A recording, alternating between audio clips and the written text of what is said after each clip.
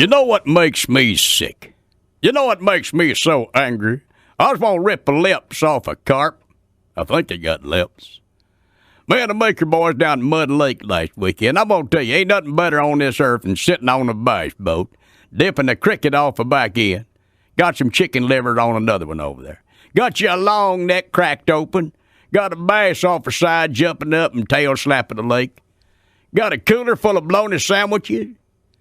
Good buddies, good food, good beer, good fishing. Good golly, that's why I want to die right there. I tell you, I wouldn't mind getting buried at sea. Well, buried at lake. Put some wax worms in there with me and weigh down that casket about 200 yards straight off my spillway. Old Dove Maker, he's kind of moping the whole day, you know how he gets that big sourpuss look on his face, like he lost his last friend. I said, "What's the matter with you, boy, you sniveling idiot?" He said, "Earl, when you get to be president, we ain't going to be fishing like this no more."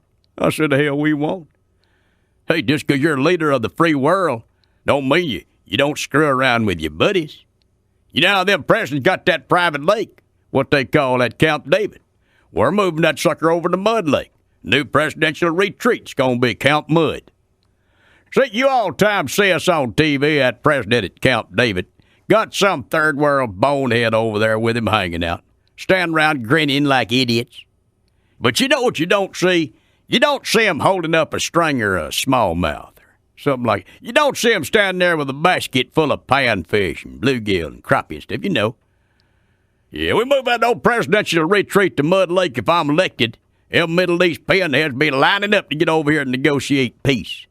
I'll call that new Ruski president Putia, whatever his name is. I'll say, "Hey, grab that nuclear weapon treaty you got over and grab your rod, too, here biting, son. Wake up! America!" Dub said, "What about him and Junior?"